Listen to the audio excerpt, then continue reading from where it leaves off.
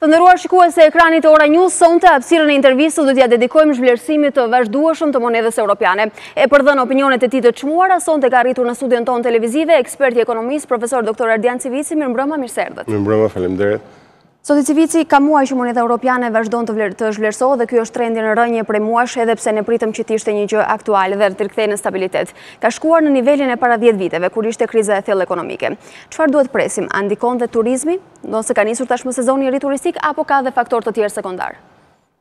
Për ndikimet tashmë janë të qarta nga kanë ardhur, sepse janë bërë disa analiza dhe nga Banka e Shqipërisë dhe nga institucione specializuara. E thënë në mënyrë të përgjithshme, shkaku kryesor është prishja e ekuilibrit ose balancëve midis prezencës e euros dhe lekut në treg. E thënë ndryshe, oferta monetare ose sasia e eurove në treg,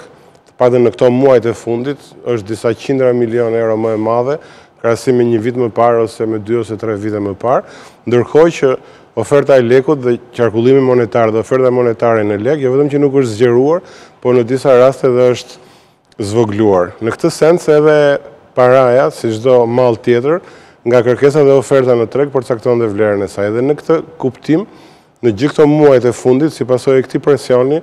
leku është forcuar dhe euro është dobësuar deri në nivele që fakt ka 10 vjet dhe mund të thuash që janë nivele historike të rënjes së euros. Çështja nuk është një fenomen konjunkturor që ndodh për një javë ose për një muaj, tashmë kemi hyrë ndoshta në muajin e 7 ose në 8 në këto tendencë rëndëse. Parashikimet janë që të paktën edhe për 3-4 muaj në vijim, duke u referuar faktorëve që ndikojnë, ne do jemi në një situatë me një euro të dobët në raport me lekun, qoftë efekti turizmit kryesisht, ku dihet që mbi 90% e turistëve që vinë në Shqipëri përdorin ose vinë nga eurozona ose përdorin euron si monedhë, kryesisht ata që vinë nga Kosova apo nga rajonet tjera. Pra Shqipëria, e thënë ndryshe, do përballet me një bollëk eurosh edhe në muajt në vijim. Dhe nëse nuk do ketë lëvizje për sa i përket ofertës monetare në lek, natyrisht edhe në muajt në vazhdim ne do kemi një euro të dobët në raport me lekun, ndoshta edhe më dobët se sa kjo që kemi sot me këtë kurs këmbimi. Pra, edhe piku i këtij sezoni turistik, pra muajt korrik dhe gusht parashikohet jenë të atilla, një trend rënës. Natyrisht, ndoshta trendi rënës mund mos jetë shumë evident, por gjithsesi do vazhdojë një trend rënës, sepse edhe nga prenotimet që njoftojnë tashmë një pjesë e madhe operatorëve turistik, duket që këtë vit Shqipëria atë element pozitiv dhe boom që pati në 2017, ku ndikimi i turizmit e kaloi për herë të parë masën e 1.6-1.7 miliard euro si kontribut në prodhimin e brendshëm bruto, edhe këtë vit pritet në të njëjtat për masa. Pra aq sa është pozitive si zhvillimi i turizmit, mund ndikojë negativisht në kursin e euros. Dhe me që jemi te turizmi, natyrisht që rënja e kursit të euros e ul konkurrueshmërinë dhe i shton vështirësitë e sektorit turistik, sepse meqense këtu çmimet janë në lek dhe shërbimet janë në lek, një pjesë e madhe e turistëve që vinë mund të kenë bërë llogaritë me një euro më të fortë në raport me lekun dhe detyrojnë që të paguajnë më shumë euro për të marrë të njëjtat shërbime që kishin menduar që mund të merren më parë më lirë. Pra kjo është një kosto për turistët. Natyrisht, është një kosto për turistët, ose do shndrohet në një kosto për operatorët turistik që për të ruajtur klientelën dhe për të ruajtur ritmin e ofertës tyre turistike, ose duhet ulin çmimet ose duhet pranojnë një pjesë më të madhe, si thosh, të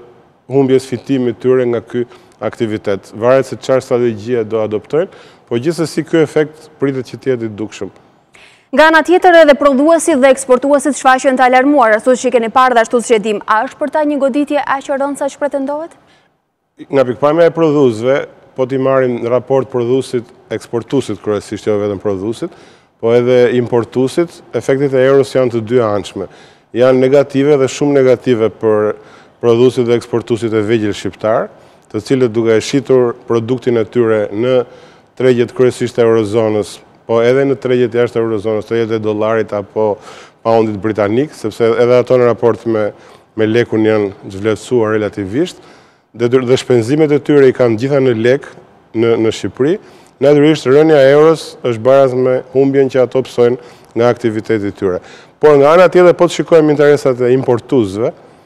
sa më e dobët që të jetë euro, aq më shumë fitime kanë importuesit shqiptarë. Dhe të mendojmë që Shqipëria ka një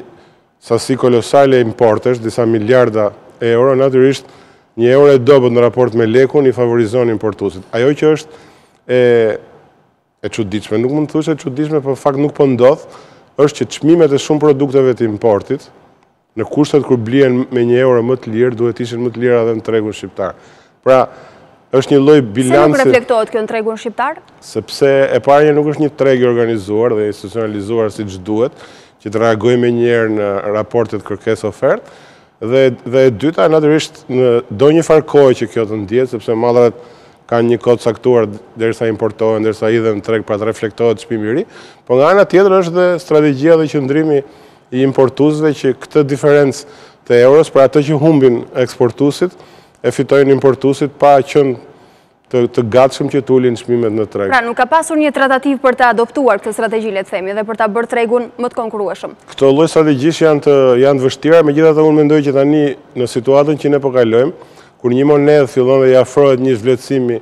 që kalon masën 7, 8 dhe 10% në një periudhë qoftë një vjeçare, kjo hyn në ato situatat e krizave monetare për një vend caktuar. Dhe ne duhet të jemi shumë më të vëmendshëm dhe më të kujdesshëm edhe me politika ekonomike dhe financiare, të paktën për ta kontrolluar me kujdes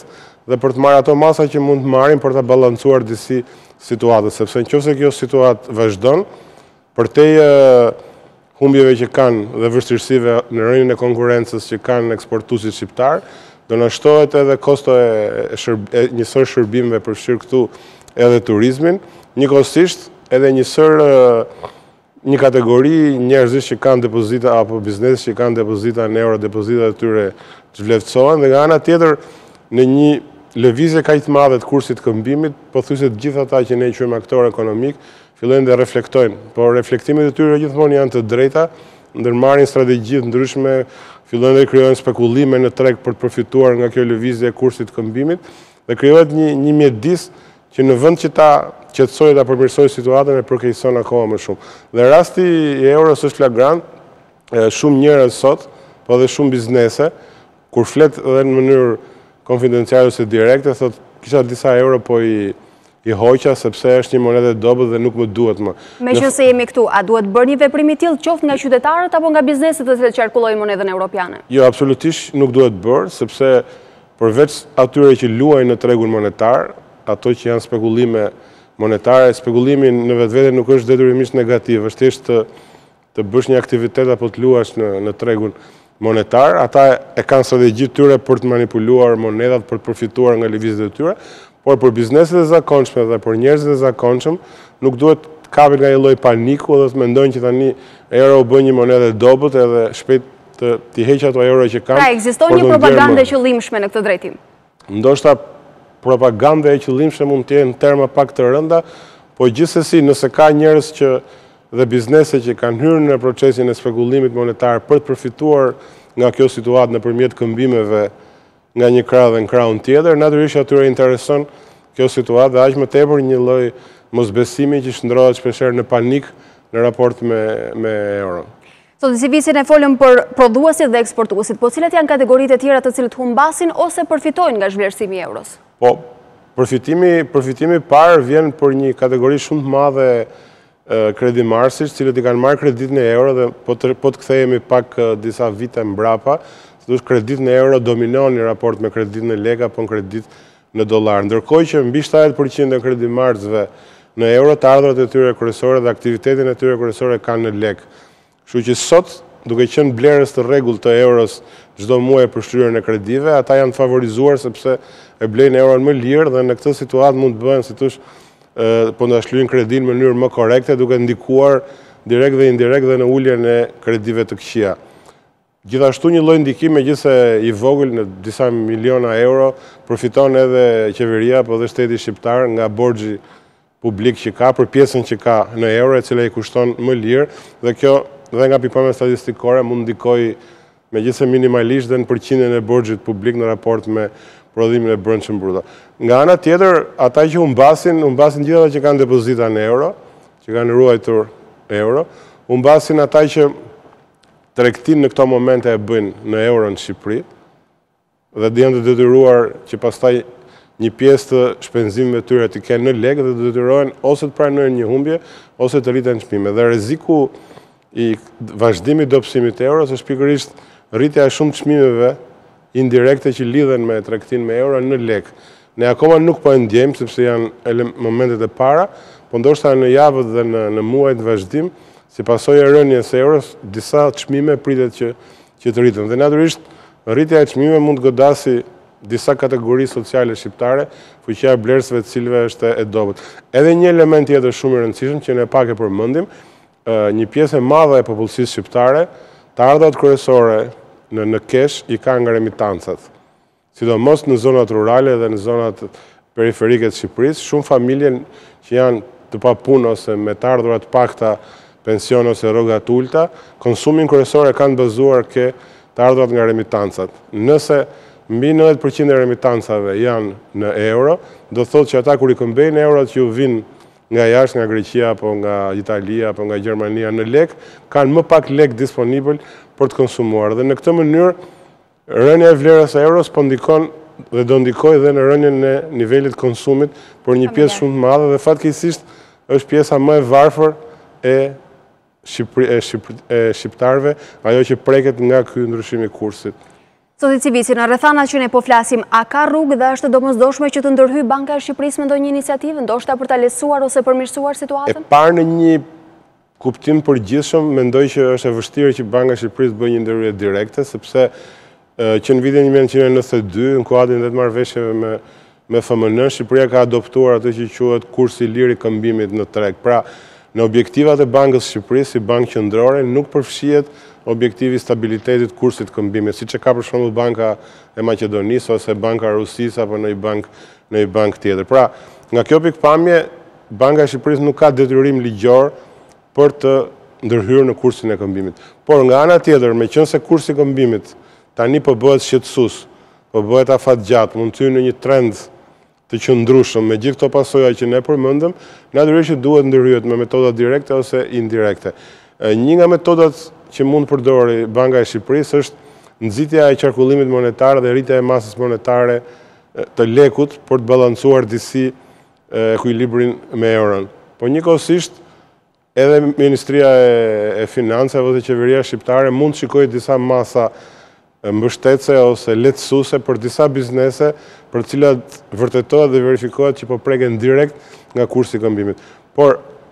ajo që është më e rëndësishme është fakti që po të rikthehemi shkakut të bollokut të euros, duhet të kemi parasysh që në një pjesë dërmuese të tij vjen nga faktori informal, vjen nga një sasi e madhe e eurosh që vjen nga burime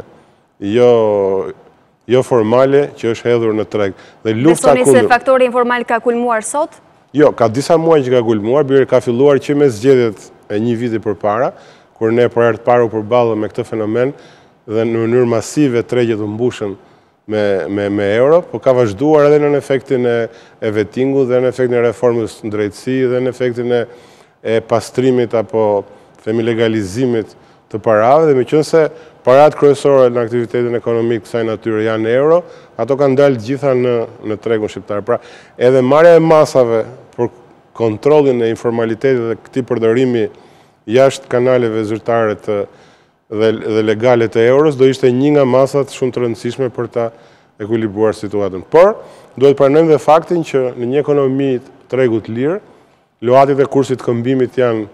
gjëra normale dhe aktorët ekonomik, biznesit ose individet vazhdimisht duhet të përshtatin aktivitetin strategjitë e tyre në funksion dhe të ndryshimeve të kursit këmbimit si elementi i riskut në procesin e prodhimit, tregtimit apo konsumit. Pra mendoj që të tre faktorët duhen marrë në konsiderat. E rëndësishme është që ne mos vazhdojmë të rrim thjesht konstatues çfarë po ndodh me euron, se u bën fakt disa muaj që çfarë po ndodh po bie, kush janë faktorët, por të kalojmë në masa dhe në tavolina konkrete diskutimesh që çfarë duhet bëjmë në këtë situatë. Nuk ka pasur tavolina dhe as masa deri më sot. Disa tavolina ka pasur, kryesisht biznesit vogël dhe të mesëm, shoqatës eksportuesve shqiptar, dhomave tregtisë dhe industrisë, edhe me Ministrinë e Ekonomisë dhe Financave, edhe disa debate publike. Rezultative? Por akoma është thjesht parashtrimi i problemit, parashtrimi i domosdoshmërisë për ndërhyrë kërkesa e këtyre bizneseve që të bëhet diçka për mos ta lënë situatën të degradojë, sepse një pjesë e tyre rrezikohen edhe në falimentim ose edhe nëse shkojnë deri në falimentim, do shkojnë në zvoglim të vendeve të punës, mund shkojnë në zvoglim të pagave, që dhe këto janë faktor social shumë negativ. Por nga ana tjetër, nuk ka masa dhe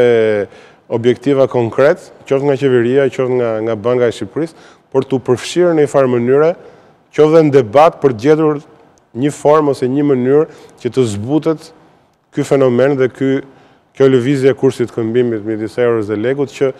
në fillim duke si diçka e vogël, si diçka thjesht monetare, por gradualisht po krijon efekte strukturore negative në ekonomi. Ndërkohë, rikujtojmë që këtë muaj nis zbatimi në praktikë i fushatës së Bankës së Shqipërisë për deeuroizimin. A besoni se do të ketë influencë drejt për drejt në situatë ose influenca sekondare? Në vetvete procesi i deeuroizimit është pozitiv, sepse e para nuk është një shpikje si thoshte Bankës së Shqipërisë në një moment caktuar, ka qenë një rekomandim i hershëm i Fondit Monetar Ndërkombëtar, një rekomandim që i bëhet gjithë vendeve që kanë dy monedha, dhe aq më tepër në një vend si Shqipëria ku niveli i eurizimit e kaloi 50%, duke kaluar çdo lloj limiti maksimal të një vendi që përdor dhe një monedhë të dytë krahas monedhës tij. Pra në këtë sens, ajo që mendoj që ishte negative në këtë rast, qelloi fatkeqësisht u përputh ky bollëk i madh i euros me procesin e deeurizimit dhe në një farë mënyre duket sikur po vjen si efekti i deeurizimit, po në fakt po vjen nga këto element që përmendëm. Në një treg monetar më të qetë ose në një kohë tjetër më të spostuar, procesi i deeurizimit, ashtu siç ka bërë njëjtën gjë dhe Maqedonia, siç ka bërë dhe Serbia ose në një vend tjetër, mund të ishte një proces që stabilizonte disi tregjet monetar. Po dhe në vetvete, procesi i deeurizimit këtë qëllim ka që ne po përmendim të eliminoj ose të ngushtoj efektet negative të luhatjeve të kursit këmbimit, duke i dhënë stabilitet më të madh lekut, përdorim më të madh lekut dhe një fuqi më të madhe politikës monetare të Bankës së Shqipërisë. Fakti që u puqën dy tendenca, si thosh në kohën e gabuar ose në të njëjtën kohë na prodhoi këtë fenomen që duket sikur të dyja bashkë tani po ndikojnë negativisht në thellimin akoma më tejshëm të rënies së euros. Nëse situata mund stabilizohet disi, besoj që mund filloj stabilizohet në fund muajit shtator ose në tetor, kur edhe për trendet caktuara historike ne rikthehemi në disa ekuilibra më të qëndrueshëm midis lekut dhe euros, por përtej kësaj që duket si diçka konjunkturore, as euro në vetvete nuk ka ndryshime strukturore të iniciuara nga Banka Qendrore Europiane që të mund të justifikojë këtë lloj rënje, as leku, i cili reflekton shëndetjen e ekonomisë dhe financave shqiptare, nuk ka ndryshime strukturore dhe thelbësore që të justifikojnë forcimin e tij. Pra është thjesht një përplasje, do thoja, midis kërkesës dhe ofertës lek dhe euro në treg. Kur kjo stabilizohet dhe duhet stabilizohet, ne nuk mund të presim që kjo stabilizohet në 100% vetëm nga tregu, por gjithsesi duhet fillojmë të diskutojmë për masa konkrete, paktën për ta zbutur. Zotë Civici, faleminderit edhe një herë që ishit me ne sonte. Faleminderit.